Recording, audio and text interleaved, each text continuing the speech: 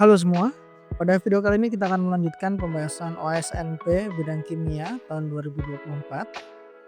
Pada soal kali ini kita akan membahas soal nomor 2, ini tentang kimia organik ya. Ada beberapa poin soal A, B, C, D, ini ada E, ada F juga. Oke, kita akan bahas satu persatu. Kita mulai dari yang A. Senyawa A adalah senyawa minyak atsiri atau minyak esensial yang memiliki aroma menyegarkan yang khas. Senyawa B merupakan hasil dari proses siklasi senyawa A. Pertanyaan-pertanyaan berikut berhubungan dengan kedua senyawa tersebut. Nah, ini struktur A, ini struktur B ya. Konfigurasi absolut pada karbon kiral senyawa A adalah, sedangkan karbon nomor 1 pada senyawa B adalah, senyawa B memiliki titik-titik atom C kiral, sehingga memiliki jumlah stereoisomer maksimum titik-titik stereoisomer. Baik, kita ini sebenarnya ada 4 pertanyaan ya. Yang pertama konfigurasi absolut C kiral di A, kemudian konfigurasi absolutnya C nomor 1 di senyawa B, kemudian kita diminta menentukan jumlah C kiral pada senyawa B dan menentukan jumlah stereoisomer yang dimiliki oleh senyawa B. Kita mulai dulu dari yang pertama, yaitu menentukan konfigurasi absolut dari karbon kiral senyawa A. Oke, pertama kita tentukan dulu mana C kiral dari A. Definisi C kiral ya teman-teman, definisi C kiral itu adalah atom C yang mengikat 4 gugus yang berbeda. Kalau berdasarkan definisi itu maka atom C kiralnya adalah ini, yang di sini ya. Nah, kalau kita gambar ulang, ini ada C, kemudian di atas ini yang dicetak tebal ini adalah CH3. Kemudian ada di kiri, ada di kanan gitu ya. Ini CH2, ini juga CH2. CH2 yang kanan ngikat CH2 lagi. Kemudian ngikat C lagi ya. Dan seterusnya. Kalau yang kiri CH2 ngikat CH, ngikat O, rangkap. Nah, kayak gini. Ini kan kalau digambar baru 2 ya. Berarti satunya apa? Satunya itu adalah atom H. Gini. Nah, prosedur pertama untuk menentukan konfigurasi absolut adalah kita tentukan dulu atom mana yang memiliki prioritas paling tinggi, mana yang paling rendah. Nanti kita urutkan. Pertama di sini C mengikat H, C, C, C. Nah, ini C-nya sama ya. H ini jelas dia akan menjadi prioritas paling akhir atau kita sebutnya prioritas nomor 4 ya. Karena lawannya di sini C, C, dan C. Oh, yang menentukan prioritas itu kita lihat nomor atom atau nomor massa juga boleh dari atom-atom yang diikat oleh C kiral ini. C di CH3 berarti kan 12, C di CH2 12 juga, C di CH2 12 juga. Nah, karena sama-sama 12 maka ya nanti kita urutkan ya, ini CH3, kemudian CH2 ini yang kiri, ini yang kanan. Yang CH3 dulu, habis CH3 ini udah selesai. Artinya nih kalau kita bentuk CH2, kita tulisnya CH2 maka dia ngikat satu lagi H. Kalau yang kiri CH2 ngikat satu lagi CH ya ini nih. Kalau yang kanan CH2 ngikat satu lagi CH2. Ini masih sama-sama C nih antara kiri dan kanan. Kita lanjutkan. C yang kiri dia mengikat O. C yang kanan dia mengikat habis CH2 yang ini CH2 lagi, ngikat C lagi. Gini ya. Nah, berarti kan yang paling prioritas itu adalah yang ikat O ini. Kenapa ikat O? Karena O nomor massanya 16, C kan cuma 12. Jadi prioritas pertama itu adalah yang kiri. Prioritas kedua itu yang kanan. Prioritas ketiga itu baru yang atas CH3. Nah, begini. Langkah selanjutnya adalah kita tempatkan yang prioritas paling akhir yaitu nomor 4 di belakang. Kebetulan di gambar ini hanya sudah di belakang. Maka sudah kita tidak perlu otak-atik lagi. Selanjutnya kita fokus pada ke 1, 2, 3. Dari 1 ke 2 ke 3 itu dia arah putarannya kemana itu. Ini kan 1 di sini, 2 di sini, 3 di atasnya. Nah, ini kan muternya berlawanan arah jarum jam ya. Kalau berlawanan arah jarum jam, maka konfigurasinya adalah S. Jadi kesimpulannya untuk konfigurasi absolut karbon kiral pada senyawa A itu adalah S tipenya, begitu. Selanjutnya kita tinjau untuk karbon nomor satu pada senyawa B, berarti yang ini ya. Ini kalau kita gambarkan, kita gambar di sini aja, di bawah C, di bagian kiri ada CH2, di bawahnya ada CH, kemudian nih yang agak menjorok ke depan ada OH, tentu saja karena ada menjorok ke depan, sisanya menjorok ke belakang, itu adalah H. Di antara keempat gugus yang diikat oleh cekiral nomor satu ini, bisa kita lihat bahwa ini ada O, C, sama H. Yang nomor masanya paling kecil tentu H, berarti ini prioritas keempat. O ini 16, sementara C itu kan 12 ya, berarti yang O ini adalah yang nomor 1. Nah sekarang kita bandingkan antara C yang atas sama C yang bawah.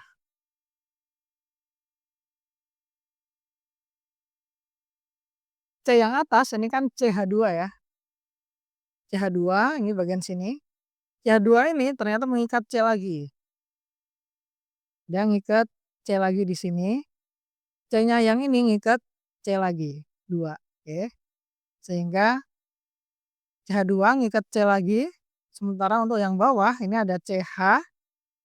CH ngikat CH2 dan C. Nah, atau C sama C gitu aja ya. C sama C.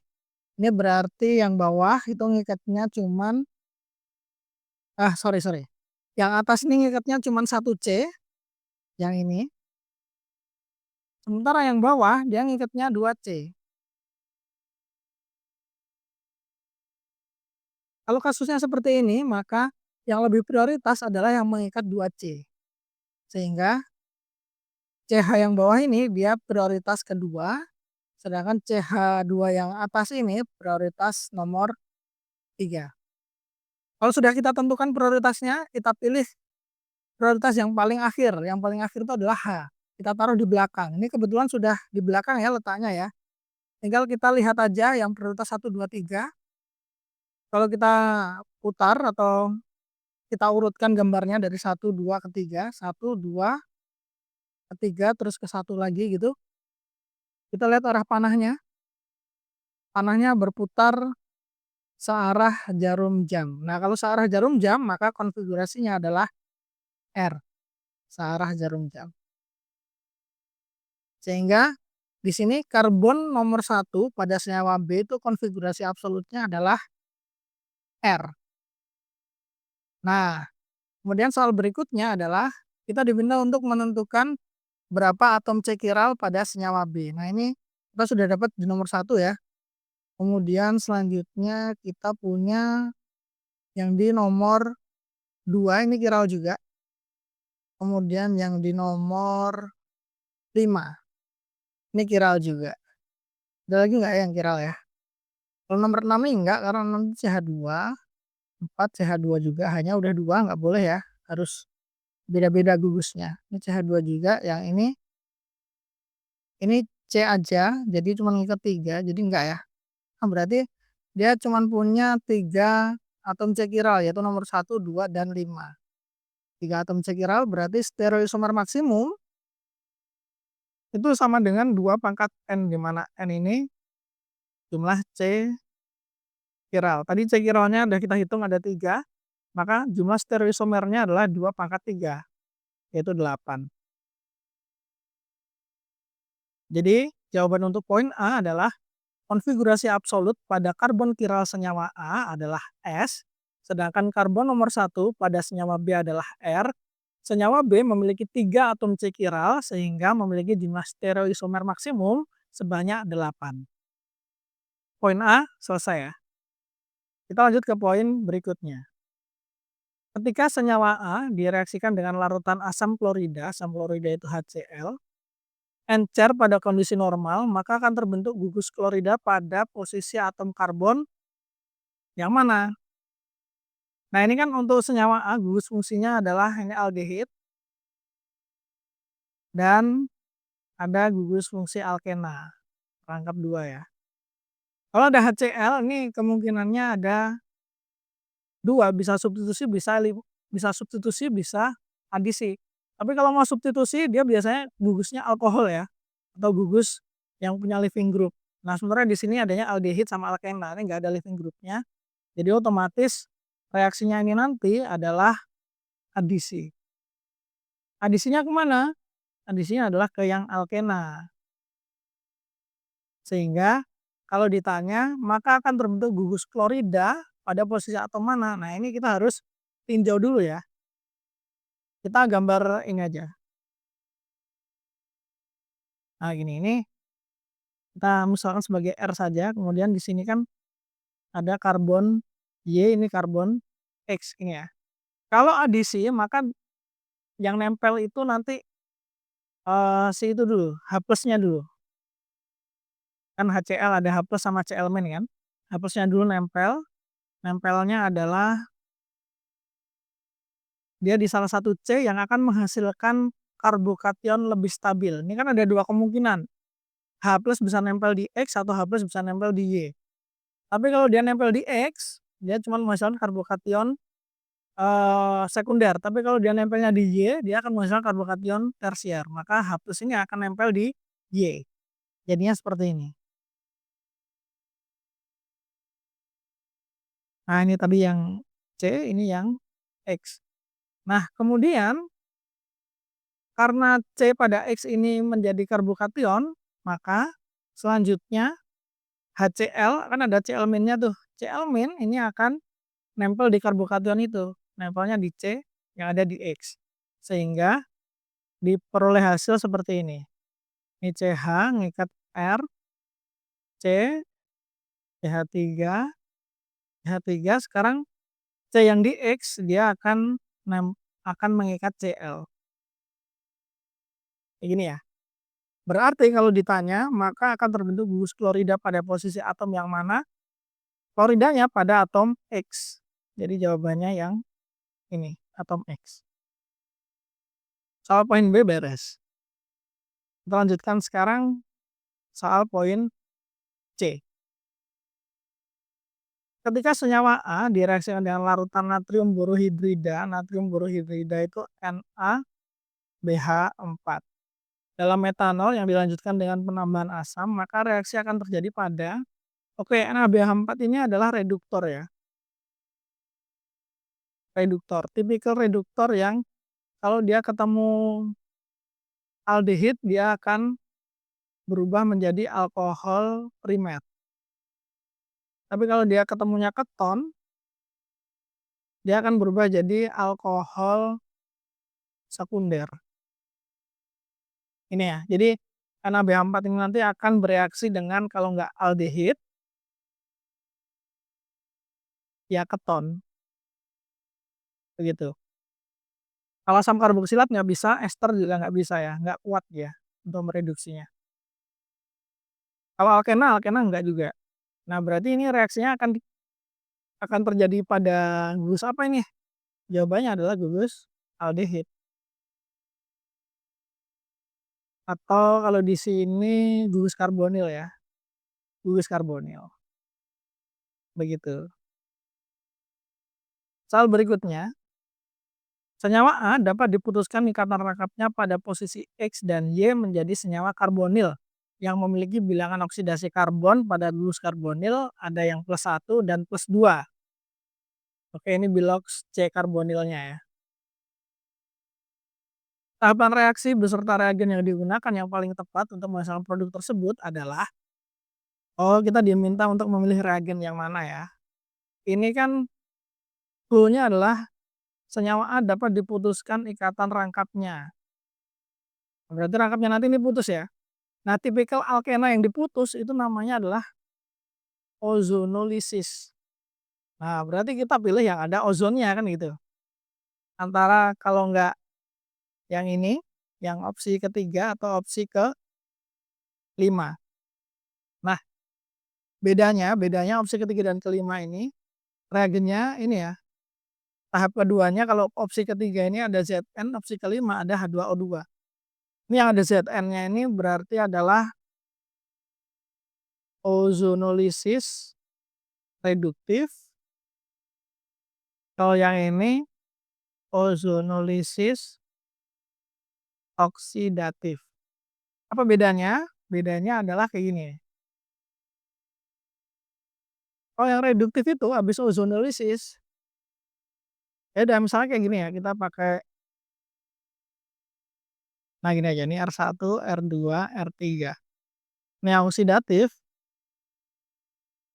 R2, R3, ini R1. Hasilnya nanti itu mirip, tapi ada bedanya. Kalau yang reduktif, ini kan putus ya di sini ya. Kalau yang reduktif itu hasilnya adalah yang bagian kiri ini yang CR1 ini, ya udah ini jadinya aldehid. Kemudian yang sisi kanan ini jadinya keton. Kalau keton udah sampai keton aja. Kalau yang ini nanti, yang ini yang oksidatif itu adalah kayak gini. R1 ini kan kalau yang di reduktif dia aldehid ya. Kalau di ozonolisis oksidatif itu nanti dia nggak cukup ke aldehid saja, tapi dia akan jadi karboksilat. Kalau keton ya tetap jadi keton gitu aja sih. Kayak gitu. Ini ya. Nah, sekarang gimana cara kita menentukan dia ozonolisis reduktif atau ozonolisis oksidatif? Kita lihat produknya. Di sini dibilang produknya memiliki bilox pada C karbonil +1 sama +2. Nah, +1 itu gugus apa, +2 gugus apa? Nah, ini ya teman-teman ya. Kalau +2 itu keton. Nah, keton ini biloxnya adalah +2 untuk C karbonilnya. Kalau aldehid itu +1. Kalau karboksilat dia ini +3 gitu biloxnya ya, urut-urutannya. Jadinya kalau ini kasusnya kita kan harus mencari yang +1 sama +2. Berarti kan dia harus menghasilkan aldehid sama keton kan, berarti kita pilih yang oksidasi reduktif. Nah, oksidasi reduktif itu yang opsi ketiga, kasih ozon terus dikasih ZnHCl. Jadi ini jawabannya ya. Nah, kemudian di sini ditanya produk dari reaksi ini adalah maksudnya reaksi ozonolisis ini ya, produknya bagaimana? Ya udah kita sesuaikan aja. Yang A ini kita pecah, dia akan berubah jadi, kita tulis yang sesuai ya. Ini ada O. Nah, bagian ini yang aldehidnya. Kemudian, nah ini bagian keton. Ini jadi yang +1 biloxnya, yang ini yang +2 tadi. Nah, produknya apa ini? Ini namanya yang keton ini propanon. Karena C-nya 3 ya, propanon berarti kita centang dulu propanon. Terus kalau yang ini namanya apa ya? Yang jelas dia gugusnya aldehid ya atau alkanal. Ada C-nya ada berapa nih? 1, 2, 3, 4, 5, 6. 6 itu berarti heksanal, tapi karena aldehidnya ada 2, heksanadial harusnya. Di artinya 2 ya, gugus aldehidnya ada 2. Heksanadial terus ini ada gugus 1, 2, 3. Nomor 3, 3 metil harusnya. 3 metil. So ini namanya 3 metil heksanadial. Ada nggak? Oh ada juga ini. Nah produknya 2, propanon dan 3 metil heksanadial. Kalau di sini heksandial ya. Oke, poin D selesai. Kita akan lanjutkan ke poin E. Senyawa B direaksikan dengan metil sulfat dalam suasana basah dengan dimetil sulfat. Oke. Dimetil sulfat itu kayak gini ya. Mirip kayak asam sulfat tapi bedanya yang ini mengikatnya O-nya mengikatnya CH3 bukan H. Dimetil sulfat dalam suasana basah. Selanjutnya direaksikan dengan asam peroksiasetat. Asam peroksiasetat tuh kayak gini. Ini kita kasih nama ya, dimetil sulfat, terus nanti ada asam peroksiasetat. Sama kayak asam asetat, bedanya adalah di COOH-nya ada O lagi. Nah, kayak gini. Ini asam peroksiasetat. Kemudian di sini ditanya senyawa B direaksikan dimetil sulfat terus asam peroksiasetat menghasilkan senyawa C. Senyawa C akan memiliki gugus. Oh, itu pertanyaannya ya. Oke deh, kita coba ya yang ini ya. Ini senyawa B ini kalau misalnya dikasih dimetil sulfat, oh ya dimetil sulfat itu dia ngasih CH3 ya. CH3 kemana? Ke yang sifatnya basa atau nukleofil. Itu yang ini berarti yang O. Berarti nanti habis kena dimetil sulfat, ini senyawa B, kena dimetil sulfat, dia nanti akan berubah jadi kayak gini. Nah, yang O ini jadi ngikat CH3, yang lainnya tetap sama. Kayak gitu ya. Nah, habis itu kan dikasih asam peroksiasetat. Nah, asam peroksiasetat ini O peroksi nih. O peroksi itu dia akan menghasilkan epoksida. Ah, gini aja langsung kita gambar aja ya. Ini kalau misalkan kita kasih sama asam peroksiasetat, nanti akan ada gugus epoksida dari gugus alkena yang rangkap ini. Sehingga kayak gini nanti hasilnya. Nah, ini tetap OCH3. Nah, yang rangkap ini rangkapnya hilang jadi tunggal tapi ada sikliknya. Nah, ini O ini atau oksiran ya, gugus oksiran atau epoksida boleh juga. Gitu. Nah, berarti dia akan memiliki gugus apa? Pertama gugus alkoksi atau metoksi namanya ya karena dia metil. Gugus metoksi, metoksi. Oke, ini ada metoksi, metoksi, metoksi. Pada C nomor berapa? C nomor kalau di sini C nomor 1. Pada metoksi pada C nomor 1 benar. Karbon nomor 1 benar. Nah, yang ini salah. Terus habis itu dia punya epoksida di antara atom V dan W ya. Berarti epoksida di gugus fungsi V dan W. Ah, berarti yang paling benar adalah opsi yang ini. 1, 2, 3, 4. Nah, opsi 4 ya. Metoksi pada karbon 1 dan epoksida pada posisi V dan W. Seperti yang tergambar di sini ya. Oke, kita lanjutkan. Kemudian senyawa C yang diperoleh direaksikan dengan CH3MgBr dalam ether kering yang selanjutnya dengan penambahan asam sehingga diperoleh senyawa D. Senyawa D akan memiliki gugus. Oke, baik berarti ini nanti senyawa C ini kan senyawa C ya tadi ya. Ini akan ketemu sama CH3MgBr. Ini reagen Grignard. CH3MgBr ini beratnya MgBr itu yang muatannya plus, CH3 yang muatannya minus gitu ya. Jadi CH3 ini nanti dia akan berperan sebagai nukleofil, terus MgBr ini sebagai penstabil atom O biasanya. Anyway, reagen Grignard ini biasanya dia mengalami atau dia membuat reaksi adisi pada C karbonil ya, tapi bisa juga untuk gugus epoksi. Jadi nanti O ini akan O kan negatif ya, ada PeB-nya, dia akan terstabil oleh MgBr. Kemudian si CH3 itu kan negatif nih, nukleofil, dia akan menyerang salah satu C dari epoksi ini. C yang ini kalau di sini labelnya V, C yang V atau C yang W kan gitu pertanyaannya. Nah, kita lihat. Karena di sini kita ada 2 pilihan, reaksinya substitusi, maka kita akan lebih memilih substitusi yang atom C-nya eee, tidak sterik. Nah, sterik itu ini ya, apa namanya, banyak penghalang. Nah, kayak metil ini penghalang. Nah, ini yang apa namanya, segi 6 ini juga penghalang.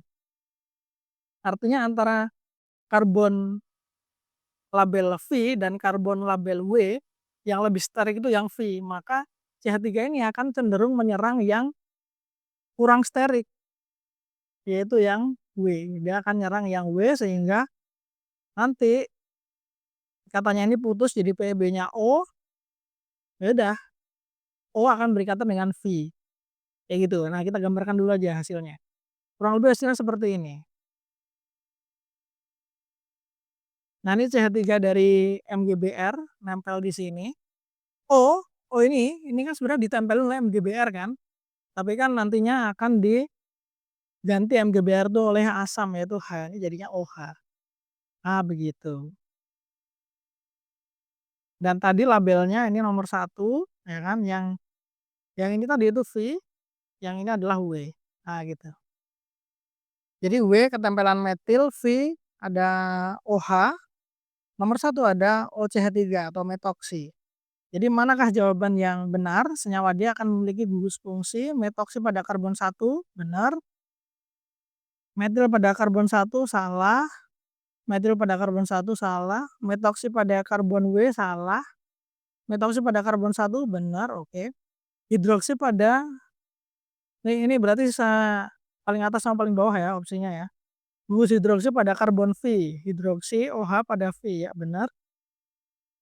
Gugus metil terikat pada karbon W, ini karbon W, ini metil ya benar. Kalau yang paling bawah ini hidroksinya di karbon W, salah ya? Kebalik. Metilnya di karbon V, ini kebalik ini harusnya hidroksi yang di karbon V, metil yang di karbon W. So, jawabannya adalah opsi yang paling atas. Selesai pembahasan kita poin E. Sekarang kita beranjak ke poin selanjutnya yaitu poin F. Pasangan spektrum CNMR dan HNMR yang bersusunan dengan senyawa A adalah, sedangkan untuk senyawa B adalah, oke, kita gambar dulu A dan B-nya lengkap dengan atom C dan H-nya seperti ini. Nah, tinggal kita tentukan dulu, ini yang C itu yang 1 2 ya, CNMR itu 1 2, yang AB ini adalah HNMR-nya. Oke, karena di sini kita menentukan mana yang lebih cocok, kita dekati saja dengan jenis atom C atau jenis atom H yang ada di senyawa A dan B ya. Ada berapa, kira-kira ada berapa suasana atom C dan suasana atom H pada senyawa ini, sehingga nanti kita cocokkan jumlah sinyalnya. Karena atom C dengan beda suasana akan menghasilkan sinyal yang berbeda juga. Kita mulai dulu saja dari yang A, kita identifikasi yang atom C dulu. Ini ada 1, 2, 3, 4, 5, 6, 7, 8, 9. Oke, 9 suasana atom C, itu untuk yang A ya. Nah, kalau untuk yang B, ini berarti kita mulai dari sini aja. 1, 2, 3, 4, 5, 6, 7, 8, 9, 10 C-nya ya. 10 suasana atom C. Oke deh. Kita identifikasi yang H sekarang. Kalau yang H ini ada 1, 2, 3, 4, 5, 6, 7, 8. Ada 8 suasana H. Kalau yang B, kita punya 1, 2, 3, 4, 5, 6, 7, 8, 9, sama ini nih, 10. 10 suasana H. Ya, kita sesuaikan aja berarti ya. Yang sinyalnya lebih banyak berarti itu yang B harusnya. Kita cek dulu untuk yang nomor 1 ini berapa sinyal nih. 1, 2, 1, 2, 3, 4, 5, 6, 7, 8. 8, ini ada tebel juga kemungkinan 10 ya, berarti kalau nggak 8, 10 sinyal. Nah, kalau yang ini 1, 2, 3, 4, 5, 6, 7, 8, 9, 10. Nah, ini lebih banyak nih, 10 ya, ini pasti 10. Ya udah ini anggap aja kita 8 ya, atau mungkin ya 9 lah, ini salah satunya ya, 8 atau 9. Berarti ini yang mendekati kan, ini untuk senyawa A, yang ini untuk senyawa B. Sekarang HNMR-nya. HNMR-nya kalau untuk yang kiri ini ada 1, 2, 3, 4, 5, 6, 7, 8, 9, 10. Oke, ini ada 10. Kalau yang ini ada 1, 2, 3, 4, 5, 6, 7. Nah, ini ada 7 ya, atau kita bilang aja ini 8 lah. Mungkin satunya mepet-mepet di sini, yang kita nggak kelihatan nih di sini nih. Ini 8H, berarti ini sesuai dengan senyawa A, 8H, yang di sini, yang HNMR di kiri itu adalah sesuai dengan senyawa B, gitu ya. Berarti yang senyawa A itu adalah 1B, 1B. Kemudian untuk yang senyawa B itu adalah 2A, 2A, begini. Thank you sudah menonton, see you on the next video. Dah.